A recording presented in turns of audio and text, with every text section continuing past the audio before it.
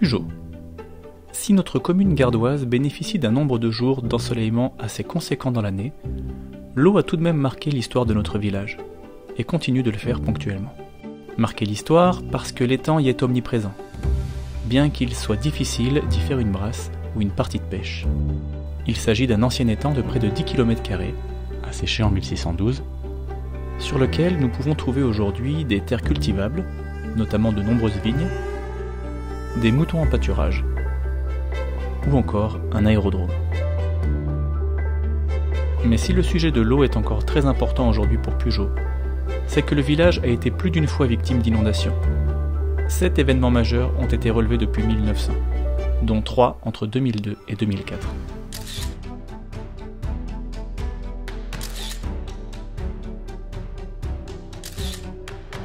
Pour expliquer ces phénomènes, ainsi que les moyens mis en œuvre pour protéger la commune, nous allons suivre André Roche, ancien président du syndicat mixte d'aménagement des bassins versants du Gard rhodanien. Nous commencerons notre tournée par le barrage du Planas. Nous voici donc au Planas, cette retenue qui est en amont de la commune de Pugeot, en limite Pugeot-Rochefort, et dont le but était de retenir les eaux qui venaient des communes situées en amont, à savoir Saz, Rochefort et Tavel. Donc c'est un lieu qui a été sujet à de nombreux contentieux au fil des siècles, et notamment concernant sa propriété. Donc aujourd'hui c'est bien un bien qui appartient à la commune de Pugeot. Sa superficie est d'environ 40 hectares. Et donc en 2020, sous l'égide du syndicat mixte d'aménagement des bassins versants du Gard rhodanien, des travaux de sécurisation ont été mis en œuvre grâce à un plan d'action de prévention des inondations, pour un montant d'avoisinant les 2 millions d'euros, qui avait pour but de reconstruire la digue qui est derrière moi, de la rehausser et de faire en sorte que la capacité de rétention, qui était de l'ordre de 500 000 m3, soit portée à 1 200 000 m3. Cet ouvrage aujourd'hui est géré par l'agglo du Grand Avignon, qui a récupéré la compétence risque inondation.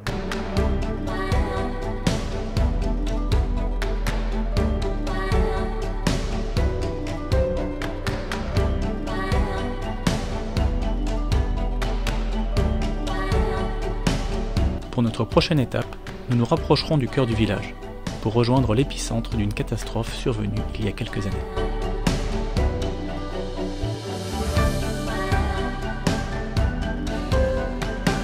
Nous voici au pied de la Roubine du Grès où en 2002, une brèche va s'opérer et qui va permettre à quelques 10 millions de mètres cubes d'eau d'envahir l'étang et de lui redonner l'aspect qu'il avait il y avait 400 ans. Nous voici toujours sur la Roubine du Grès, au lieu-dit Le Pont-Neuf.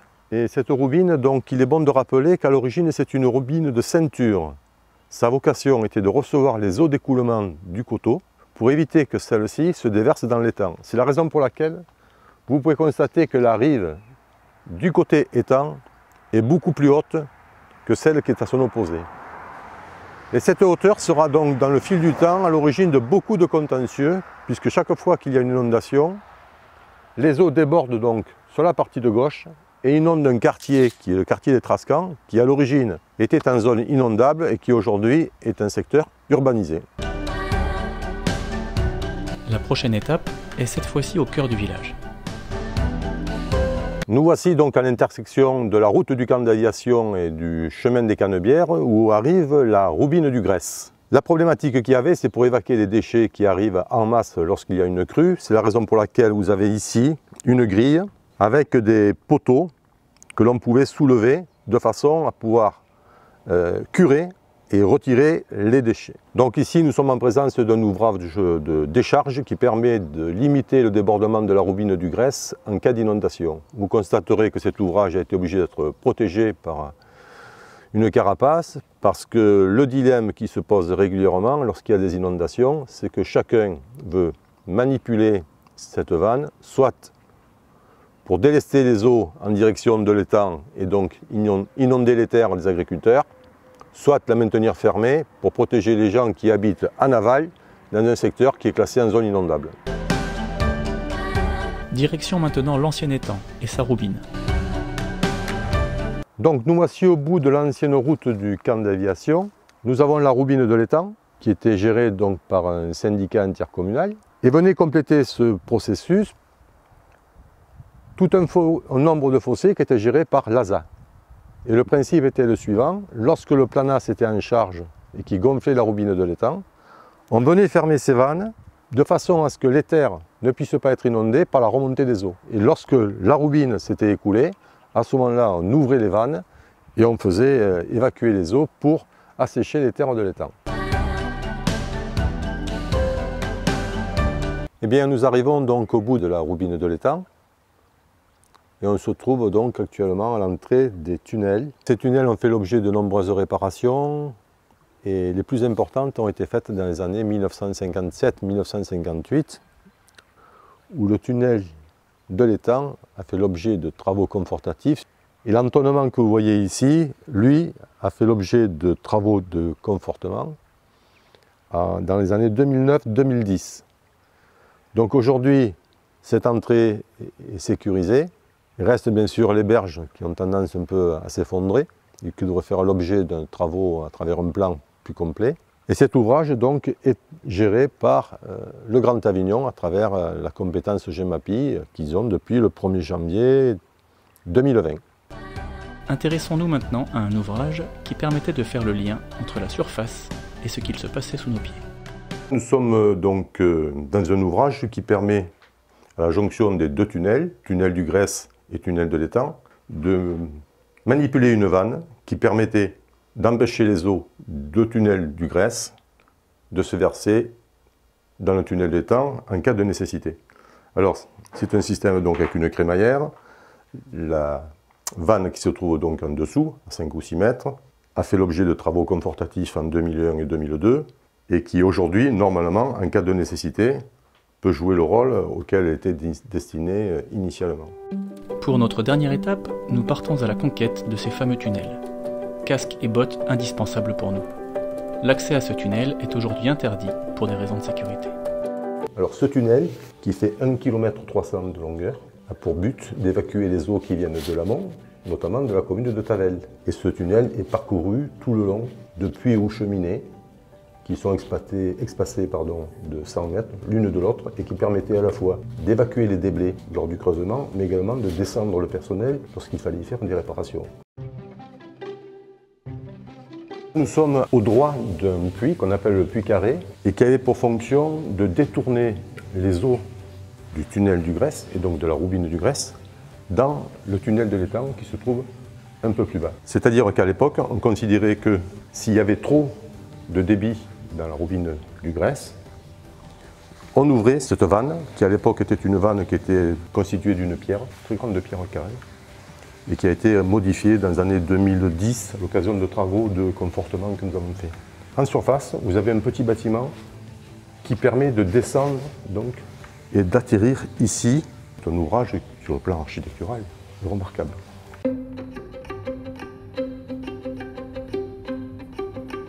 Vous aviez ici la présence de ce qu'on appelait des batardeaux, c'est-à-dire qu'on mettait des planches de bois qui permettaient d'arrêter l'eau de s'écouler dans le tunnel pendant qu'on y effectuait soit des travaux, soit parce qu'on voulait tout simplement dévier l'eau dans le tunnel de l'étang.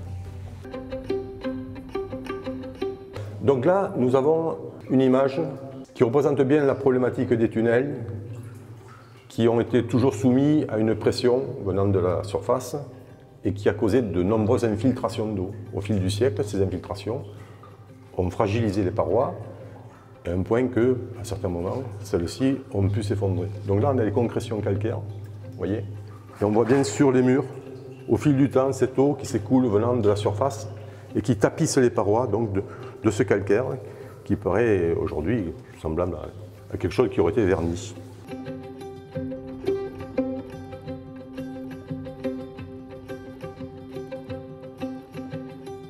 Donc là, nous sommes sous une cheminée. Le tunnel du Grèce en comporte 13. Leur hauteur varie pour atteindre 25 mètres par certain endroit. Voilà. Là, nous avons la marque des plus hautes eaux enregistrées ces derniers mois, je pense là, et qui met en avant la problématique de ce tunnel qui, en termes de capacité, a un volume d'eau qui est limité entre 2 et 4 mètres cubes. Il faut savoir qu'il y a 50 ans, lorsque l'eau arrivait de la commune qui est en amont, qui est à l'aile, du fait qu'il y avait beaucoup moins d'urbanisation, les quantités d'eau étaient moindres.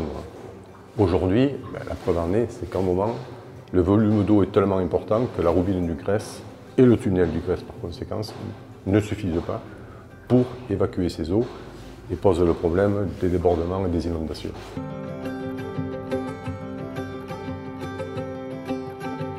Donc là, nous avons une première difficulté qu'on a rencontrée lors de la construction du tunnel du Grèce, qui est un tortillard. Hein. Voilà. C'est un coude.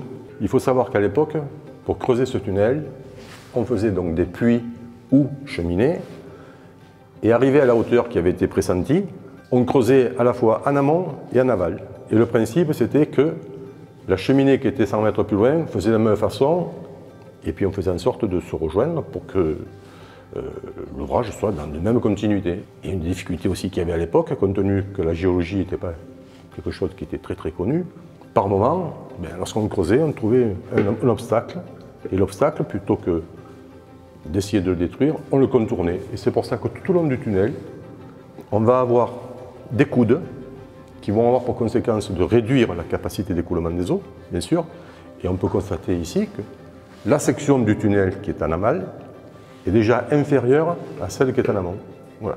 C'est un des problèmes du tunnel qui, je le rappelle, contrairement au tunnel de l'Étang, est dans son jus.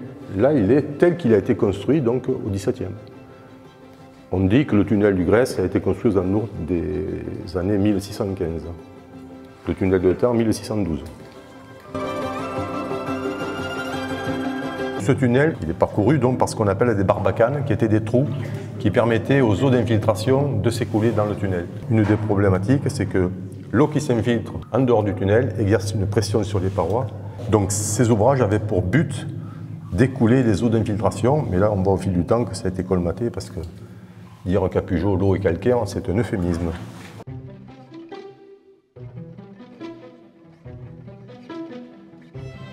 Ce tunnel, comme celui de l'Étang, ont fait l'objet de travaux de sécurisation. Et là, vous avez un exemple d'une voûte qui a été bâtie après la construction du tunnel et qui, effectivement, avait pour vocation d'éviter que les parois ne s'écroulent. Et donc, c'est un ouvrage de renforcement.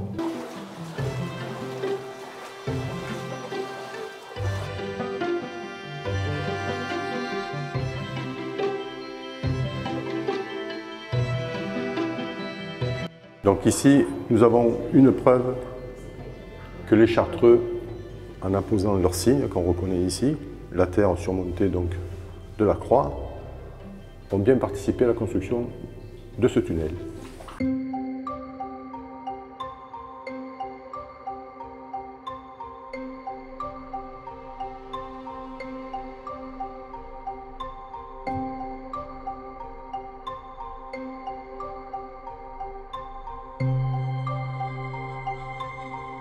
Donc ce tunnel, pendant plusieurs siècles, a fait l'objet de travaux de restauration, et notamment de maçons qui étaient employés par le syndicat qui, à l'époque, gérait les souterrains. Et chaque ouvrier qui travaillait tenait à justifier, peut-être auprès de son employeur, qu'il avait bien effectué les travaux. Et pour ce faire, il laissait des traces en mettant son nom et parfois son âge. Donc ici, nous avons un tableau récapitulatif avec le nom du directeur, M. Jacques Reynaud, et les différents ouvriers qui sont intervenus dans les travaux, ainsi que la date où ça a été effectué, 1896.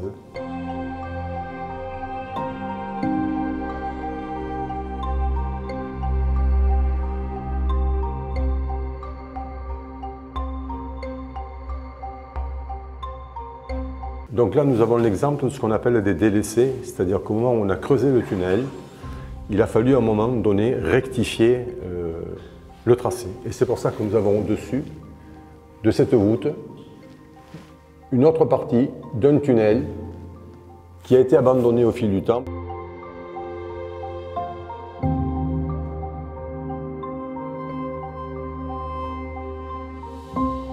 Nous avons ici des blocs qui comportent des sortes de signatures.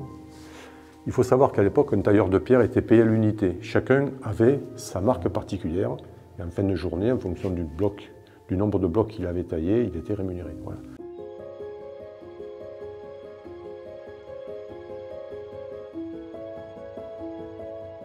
Nous arrivons donc à la sortie du tunnel du Grèce et on peut remarquer que sur la gauche, là, il y a une ouverture qui a été pratiquée dans le mur pour alimenter un moulin qui se situe en aval.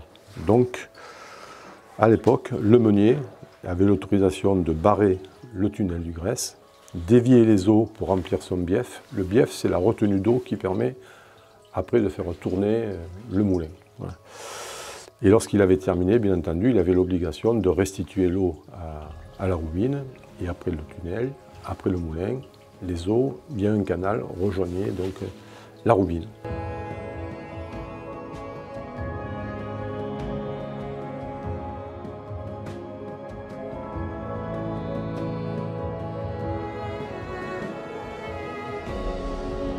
Donc nous sommes à la sortie des tunnels et vous remarquerez que à votre gauche, vous avez la sortie du tunnel de l'étang, ici le tunnel du Grèce. Et vous remarquez que la sortie du tunnel de l'étang est beaucoup plus large. Il faut dire qu'en 1957, de très gros travaux ont été effectués sur le tunnel de l'étang et ici était situé le poste de commandement des travaux qui ont permis de réaliser. Et il fallait faire passer des wagonnets pour évacuer les matériaux qui étaient retirés. C'est la raison pour laquelle, entre autres, il n'y a pas que ça, cette partie a été évasée.